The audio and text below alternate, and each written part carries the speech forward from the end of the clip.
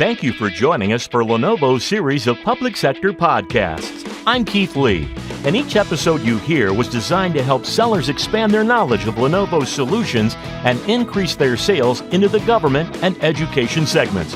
We hope you enjoy listening. We've got a really great lineup for today's overview episode sponsored by Microsoft. 3 Lenovo reps will be sharing their expertise in selling into education, so you know what to expect when calling on K-12 and higher ed customers. First up, we have Todd Maletti to talk about who's who in education decision-making. Hi, Todd. Welcome to our program. Thank you, Keith, for the opportunity to speak with you today. Well, first off, tell us a little bit about yourself. Well, I've been a sales rep for over 20 years. Really began selling in the education space about 15 years ago. First exposed to the education market while working on the partner side for approximately 5 years. And for the past 10 years, I actually have served on my local Board of Education, and I do cover the entire state of Michigan as well as Northern Ohio. Todd, it sounds like you have a significant amount of experience selling into the education vertical. Maybe you could talk to us about who you're selling to, and can you help profile the decision makers and the influencers that you deal with? Sure. It's easy to make the assumption that K-12 and high ed are similar, but in reality, it really is two distinctly different segments. Starting with K-12, a K-12 organizational chart is usually quite flat. Ultimately, everyone reports to the superintendent, who then reports to the Board of Education. And in the not-so-distant past, a director of technology was really the only person as a rep you needed to focus on. They made all the IT decisions and held all the power. But in the last 8 to 10 years, there's been a real significant shift in that technology departments have become increasingly aligned with curriculum, which makes perfect sense. And it's important to make sure that as a rep, curriculum is part of these discussions. Well, Todd, can you give us an example of how this kind of mapping might work in a K-12 district example? Sure. We have a district in Michigan, about 4,000 students. And 2 years ago, they passed a bond with a capital projects improvement bond with a fairly large chunk of it earmarked for a one-to-one program. This district was a longtime HP account. There was a new tech director that assumed the role right when the bond was passed. And I did invite him to a Lenovo Live event, and he showed particular interest in the product quality and durability portion of the presentation. We had follow-up meetings and really focused on how durability and quality of products have a positive impact on things such as instruction time, IT staff, workload, and just overall sustainability of a one-to-one program. We also jointly engage with curriculum to discuss things such as, what are the desired educational outcomes and professional development that they may look for their teachers. Then we met with the superintendent for buy-in and really provided an overview of how Lenovo could assist with this highly visible one-to-one program.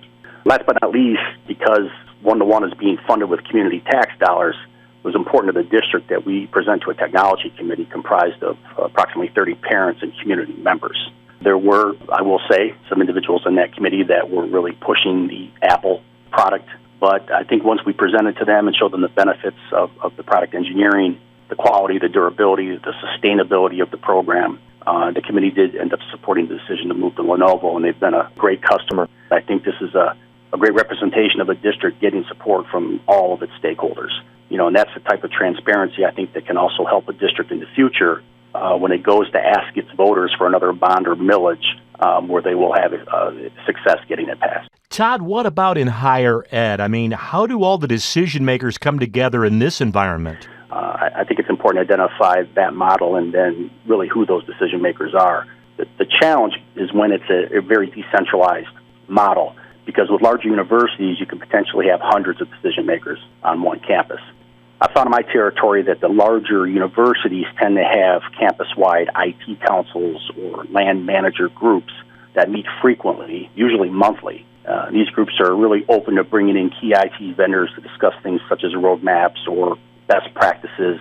This one-to-many opportunity is really something that all reps need to be looking for in their accounts. Many times these groups or councils are listed on the university's websites, and typically they're going to be comprised of IT managers across campus and really probably the individuals that you're going to deal with the most. But if you're meeting with the CIO, I think it's important to know that CIO's focus tend to be fairly more narrow and focus on things such as, how can you save me time? How can you save me money? How can you help me keep my environment secure? Or how can you help advance innovation on campus, which ultimately impacts the university's reputation? It's important that you're able to tailor your message. With CIOs, it's never about speeds and feeds. It's just always about the vision. Any other words of wisdom you could share with your counterparts out there? Well, I think while education can be unique, I do think there are some very basic things that a rep can do to be successful. First and foremost, do your homework. Know your account and know the people that you're meeting with. There are tons of resources online to typically get this information, and I would even go so far as using social media to get a little better background of the person that you're meeting with. I firmly believe that you can't win if you don't show up. I think most bids are won before the bid hits the street, and it's critically important to engage early and often. I would also recommend that you know your audience, speak their language, if you will. When you're talking to IT, someone in IT or a CIO, a professor or a teacher, those conversations are going to be different, and it's important that you know those hot buttons and how to tailor that conversation for them. And then lastly, I would say that I firmly believe that customer service matters, especially in the highly important area of education. Many times, I think exceptional customer service can help you overcome any pricing deltas that may occur. From the Lenovo Education Sales Team, there's Todd Maletti. Todd, thanks again for joining us on our podcast. Thank you, Keith. Appreciate the opportunity. When it comes to K-12 and higher ed, it's very important to understand the selling landscape. Resources including battle cards, product guides, and conversation guides are available for sellers through Lenovo or on the web for our channel partners at lenovopartnernetwork.com/education. We are back learning more about selling into K-12. And next up, we'd like to welcome Matt Cook, a rep based in Indianapolis. Hi, Matt. Welcome to our program. Hi, Keith. Thanks for having me. Tell us a little bit about your background as a rep. What have you been up to? Well, I've been selling into education my entire professional career. It's about 17 years, with the last 9 years here at Lenovo. Well, we appreciate your participation on our podcast, Matt. We recently heard from Todd Maletti that there are a lot of decision makers at the table in K-12. Maybe you could tell us why this is and how this affects how to sell effectively. Well, Keith, technology serves multiple purposes within the education segment. It not only helps teachers teach, but serves as a tool to improve student outcomes. Classrooms now are only one part of the student learning experience. PCs are an instrument to leverage getting the most out of school district's curriculum and often take the place of textbooks. Additionally, technology often fulfill mandatory state testing requirements. To sell effectively in education, you need to understand the requirements of all the decision makers involved. Understand who is influencing the project decision is extremely important and will likely involve various groups from outside just the IT team. Well, Matt, I think our listeners would like to know what and who is Lenovo competing against? Yeah, so when I started selling in education, there were various players across the industry, but most were selling traditional devices designed for both consumers or corporate world. It just wasn't a good fit for education. Apple was one of the big names we competed against early on, and their success was attributed to early focus on education. Companies like Lenovo began to offer products specifically designed for education. These education design products shifted from the focus from selling consumer and commercial design systems to delivering products with a more durable design that leverage features education customers desired at a competitive price. Lenovo can stand out by showing how the products work in the ecosystem. PCs are not just sitting on students' desks. They represent the link between student and student achievement. I work with each of my accounts to help them understand the technology, the options available, along with our commitment to their learning mission and advancement as a district. Well, Matt, what's your thoughts on budgets? I mean, what do we need to understand about budgets? Yeah, understanding budgets in K-12 can be very challenging. Funding can come from various sources, change from year to year at times, and be non-existent. In Indiana, for instance, many of the one-to-one programs are funded through textbook or technology fees so that they assess to students and parents, while others come from common school loans, bonds, or operating budgets. Knowing a district's budget and how it is funded will help sellers understand a project timeline and position a best technology solution. Over time, the selling season has increased and flattened. While education main buying season is still April to August, many districts plan large purchases months, even years in advance of installing them. Understanding a customer's long-range plans, providing expertise on best practices, and instilling confidence is extremely important. Sellers must position themselves as a consultant, a partner, and an extended team member of their organization. From Indianapolis, there's our rep, Matt Cook. Matt, we appreciate your participation on our program. In closing, maybe you could tell reps that are listening how they can learn more about this. Yeah, I encourage reps, especially newer ones, to spend time researching their customers, understanding their short and long-term initiatives and budget cycles. Take good notes. Be willing to call across the organization to hit all those levels that are involved in the decision-making process, And most of all, be persistent in earning the customer's trust in business. Leverage internal resources, including peers and cross-functional teams, are a great way to expand your knowledge. All right, Matt, we appreciate your participation. Thank you again for joining us, okay? Thanks for having me, Keith. Thanks to Microsoft Windows 10 Pro, you can use your laptop like a tablet. When it's time to kick back, Tablet Mode is the exclusive Windows feature that kicks in to deliver a smooth, touch-first experience on your 2-in-1 or touchscreen laptop. On-screen features adapt for easy navigation and apps scale smoothly from the smallest to the largest displays.